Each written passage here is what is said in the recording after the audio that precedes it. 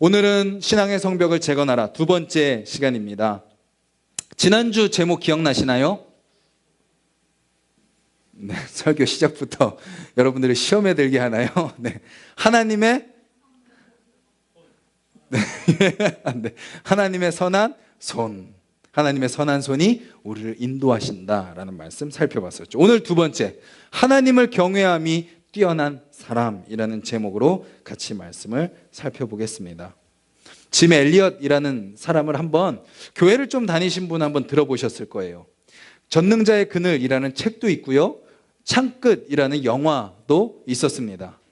누구죠? 에콰도르라는 소수민족에게 복음을 전하러 갔던 선교사님입니다. 20대에 에콰도르에 복음을 전하기 위해 갑니다. 헬기를 통해서 끊임없이 전단지를 뿌리고 선물을 보내고 이렇게 그들의 마음을 연 다음에 이제 배를 타고 육지에 도달하는 순간 그 부족민들의 창에 찔려 죽게 되는 거죠. 복음도 한번 전해보지 못하고 그 젊은 청년이 죽게 됩니다. 죽을 줄 알았습니다. 위협이 있다는 걸 알았습니다. 위험하다고 사람들이 다 말렸습니다. 하지만 그에게는 두려움보다 뭐가 더 앞섰나요? 사랑이 더 앞섰죠. 근데 짐 엘리엇의 이야기도 너무나도 귀하지만 저는 그의 아내의 이야기를 듣고 더 많은 감동을 받았습니다. 엘리자베스 엘리엇이라는 아내입니다. 이 두 사람은 결혼한 지 27개월밖에 되지 않은 때 남편을 잃게 되었죠.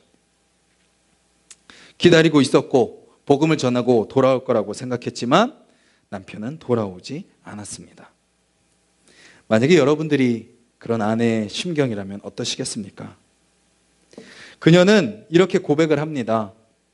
남편의 부재는 하나님의 임재를 경험하게 해주었다.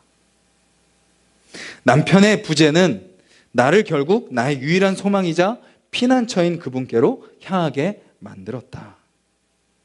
이 경험을 통해 나는 결코 알 수 없었던 하나님에 대해 알게 되었다. 고통은 하나님이 하나님이시라는 절대적인 진리를 깨닫게 해 주었다. 그리고 이렇게 고백합니다. 현재의 고통은 결코 헛되지 않다는 것을 알게 되었다. 이 세상을 우리가 살아갑니다. 목사로, 여러분들은 또 한 가정의 가장으로, 또 아내로, 엄마로, 또 직장에서 또 여러 가지 모습으로, 또 학생으로, 또 지인들과의 관계 속에 있는 또 한 사람으로 살아갑니다. 그런데 그 삶을 살아갈 때 우리는 끊임없이 무엇을 만나죠? 고통을 만납니다. 고난을 만납니다. 아픔을 느끼게 되죠. 상처를 받습니다. 교회 다니는 사람들이 많이 하는 말이 뭐죠? 시험에 들었다라고 이야기합니다. 어려움에 빠집니다. 힘들어합니다. 그런데 그녀의 고백을 통해서 알 수 있는 건 뭔가요?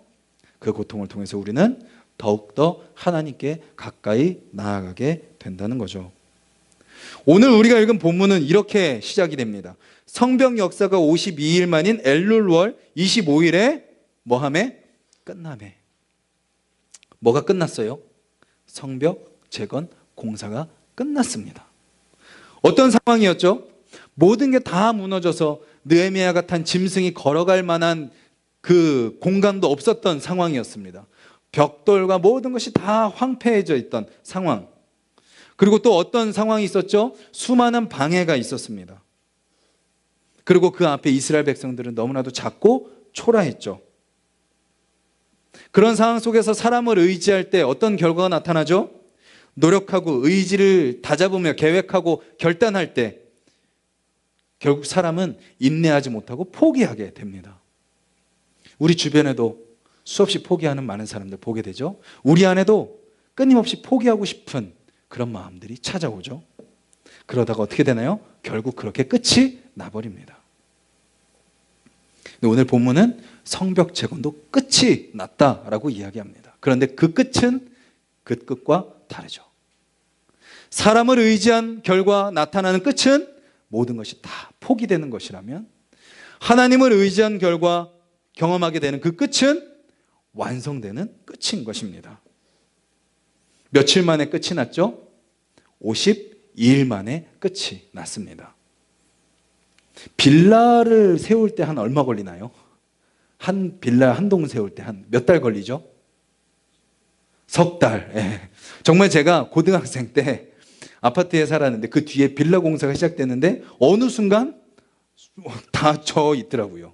석 달, 넉 달 빌라가 올라갑니다. 그런데 그 당시에 성벽 재건을 하러 왔던 사람들은 기술자들도 아니었습니다. 그냥 일반 사람들이었습니다. 경험이 있었던 자들도 아니었습니다. 근데 그런 그들을 통해 52일 만에 성벽 재건이 완성된 것이죠.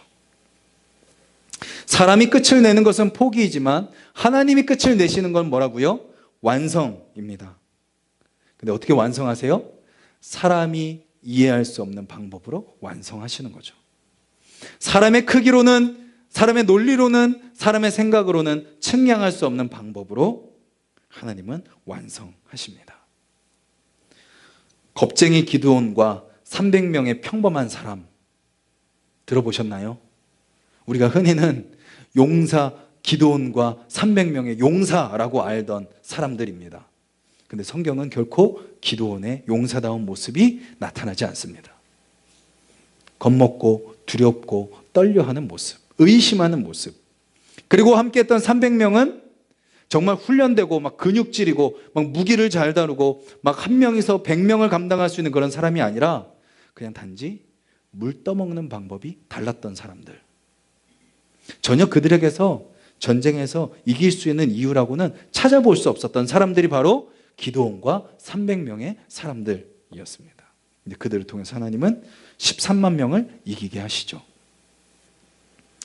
어린 소년인 다윗을 통해 하나님은 누구를 넘어뜨리시나요? 거인 장군 골리앗을 넘어뜨리십니다. 우리 앞에도 수많은 고난들이 놓여 있습니다. 우리 앞에도 수많은 시험거리들이 놓여 있습니다. 우리 앞에도 수많은 유혹들이 놓여 있습니다. 13만 명이나 되는 대군, 커다란 골리앗, 내 힘으로는 감당할 수 없는 그런 상황들, 국가적인 상황, 어쩔 수 없는 관계적인 상황, 또 여러 가지 상황이 꼬일 대로 꼬여서 나타나는 그런 상황들 우리는 경험하게 됩니다. 그런데 우리가 기억해야 될 것은 무엇인가요? 하나님이 끝을 내신다라는 것입니다. 우리의 삶에 이미 그런 기적이 나타나고 있어요. 이 황금 같은, 이 날도 풀린 이 따뜻한 날, 여러분들은 왜 여기 와서 예배를 드리고 계십니까? 사람들은 다 놀러가고 막 이렇게 자연을 즐기고 있는데 우리가 이 자리에 앉아 있는 것 자체가 기적이죠. 왜 나와 마음이 맞는 사람들과 모여서 함께하기에도 시간이 부족한데 왜 다르고 마음도 안 맞고 가능성도 보이지 않는 사람들끼리 모여서 주님 하나 되게 하여 주시옵소서, 주님 용서하게 하여 주시옵소서, 주님 용납하게 하여 주시옵소서, 왜 그렇게 기도하면서 그 사람을 품고 계십니까? 예수님 믿기 전에 상상이나 하셨던 모습이셨나요? 여러분들의 삶의 방향이 나를 위해서, 나의 목적을 위해서 가지 않고 하나님을 향해서 추구하며 나아가는 것, 놀라운 기적 아닌가요? 나를 향했던 나의 삶의 방향이 다른 사람을 향해 가고 있는 것, 그것이 하나님께서 우리 가운데 역사하는 기적이 아닌가요? 하나님 아니면 우리가 어떻게 그렇게 살 수 있습니까?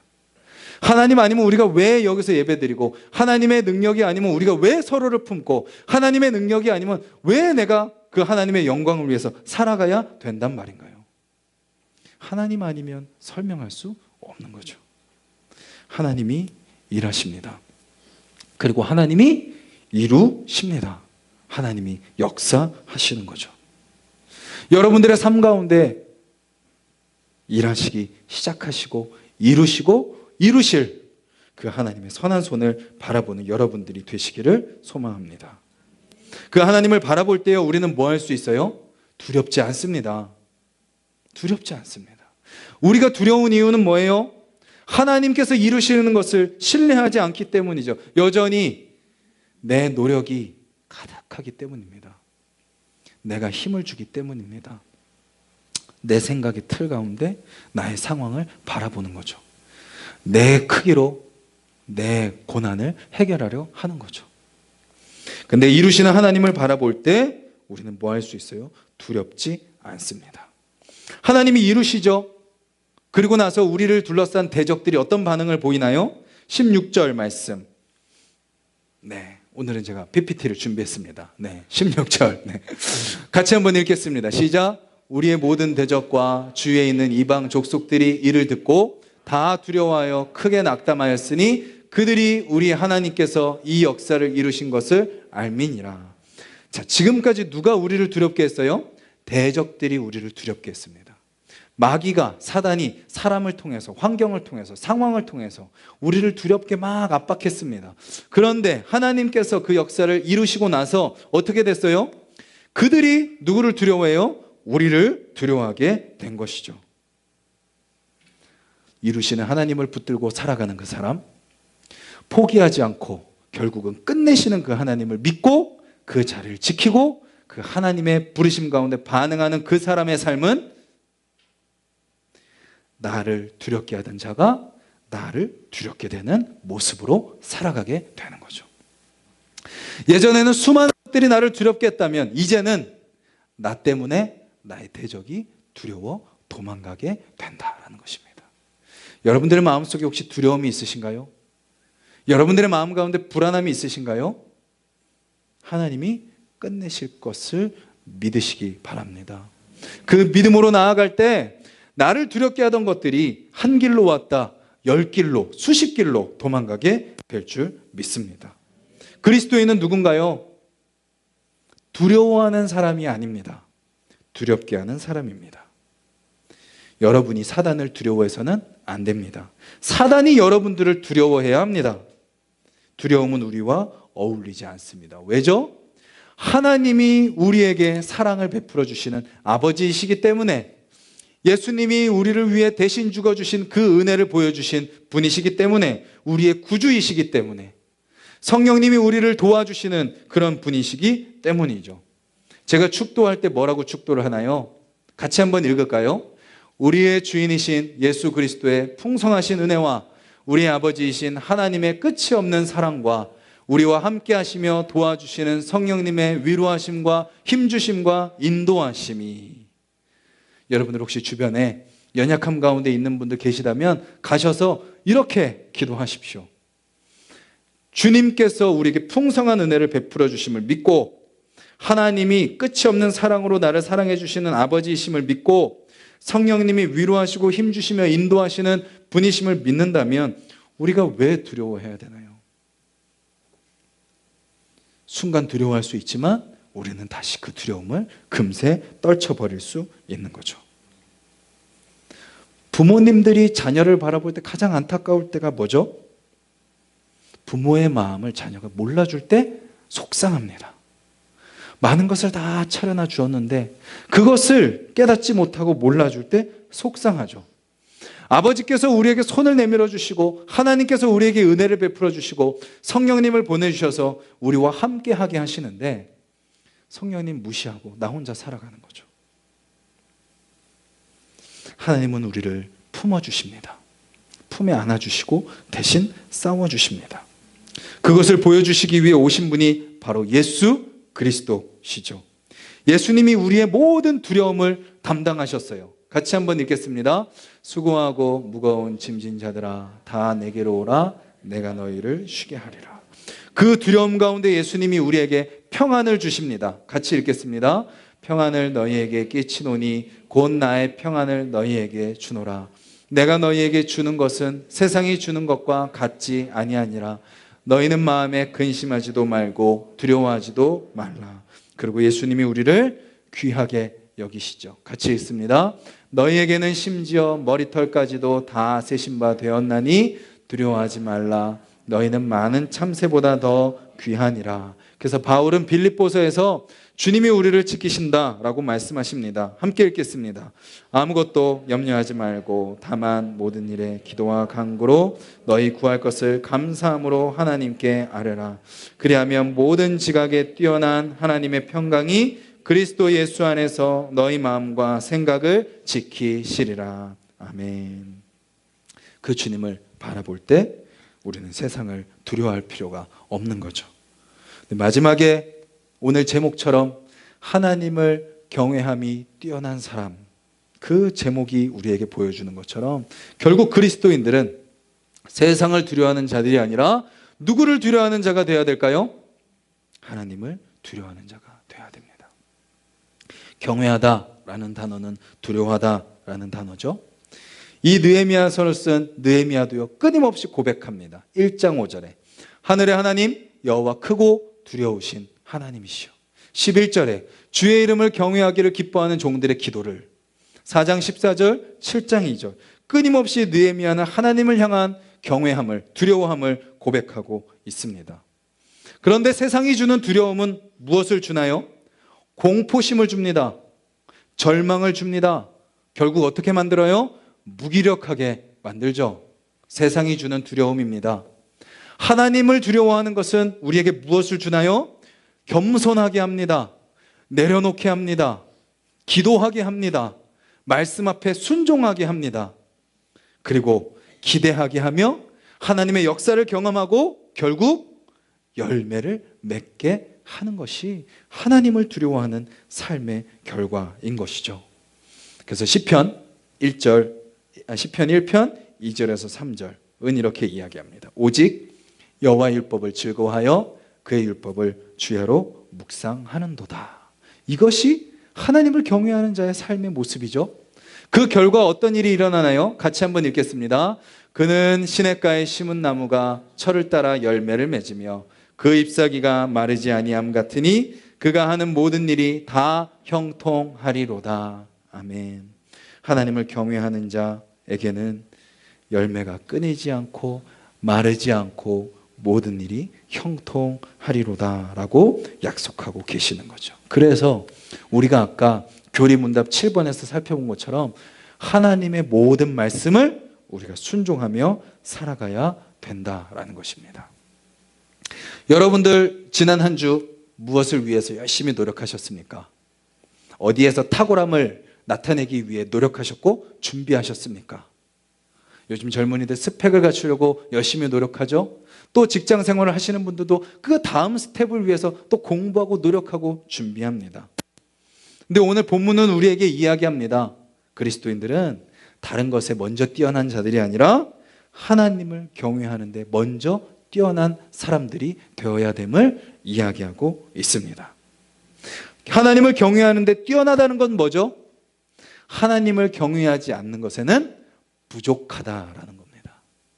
그것을 잘 보여주는 말씀이 로마서 16장 19절 말씀. 선한 데는 지혜롭고 악한 데는 미련하라. 선한 데는 지혜롭고 악한 데는 미련하라. 하나님 말씀대로 살아가는 데는 열심을 내고 최선을 다하고 하나님의 뜻대로 살지 않는 것에는 바보처럼 모르는 사람처럼 살아가라라고 말하고 있는 거죠. 이 자리에 있는 우리 하나숲 동산교회 모든 성도님들이 저는 여러 가지 사역도 하고 여러 가지 어떤 역할들도 감당하고 세상 속에서 살아가실 때 정말 세상의 빛과 소금의 역할, 또 우리가 복음반에서 살펴보는 것처럼 언덕 위에 산 위에 도시로서의 그 역할을 보여주시는 여러분들이 되셨으면 좋겠습니다. 그런데 그 무엇보다도 우리가 밝게 빛을 발해야 되는 것은 무엇인가요? 내가 얼마나 하나님을 경외하며 살아가고 있는가? 하나님을 경외함이 얼마나 뛰어난가? 나를 내려놓고 겸손하게 하나님만 바라보는 삶. 나의 것을 주장하고 나의 생각을 주장하며 살아가는 삶이 아니라 하나님의 뜻이 무엇인가 더 철저하게 맡기고 하나님께 의지하는 삶. 그것이 여러분들 안에 무엇보다 탁월해지고 뛰어나지는 여러분들의 삶이 되시기를 주님의 이름으로 간절히 소망합니다. 마지막으로 우리가 읽은 7장 4절은 이렇게 적혀 있습니다. 그 성읍은 광대하고 그 주민은 적으며 가옥은 더 건축하지 못하였음이니라. 무엇을 말하나요? 하나님께서 끝내셨고 또 하나님을 경외함이 뛰어난 자들이 그 사명을 감당하지만 아직도 우리 인생에는 가야 될 길이 있다라는 것이죠. 아직도 우리 인생에는 부족함들이 있다라는 것입니다. 우리를 두렵게 하는 것들로 세상은 가득 차 있습니다. 그런데 그럼에도 불구하고 그 걸음을 우리가 믿음으로 내디딜 수 있는 힘은 무엇인가요? 하나님께서 이루신다는 그 믿음. 그리고 그 이루시는 하나님 한 분만 두려워하며 경외하며 살아가는 우리의 마음. 그 주님께서 모든 것을 주관하고 우리의 모든 죄를 다 사하여 주셨음을, 그 은혜를 믿는 믿음으로 우리가 걸어갈 때 우리에게 주어진 삶, 아직도 가야 될 길, 우리 앞에 놓여진 아직도 수많은 부족함들 기꺼이 감당하며 살아가게 될 줄 믿습니다. 그렇게 이루시는 하나님을 믿고 세상을 두려워하지 않고 오직 하나님 한 분만 경외하며 하나님의 놀라운 일들을 경험하며 전하는 여러분들이 되시기를 주님의 이름으로 간절히 소망합니다. 우리 같이 말씀을 기억하면서 한번 기도하기를 원합니다.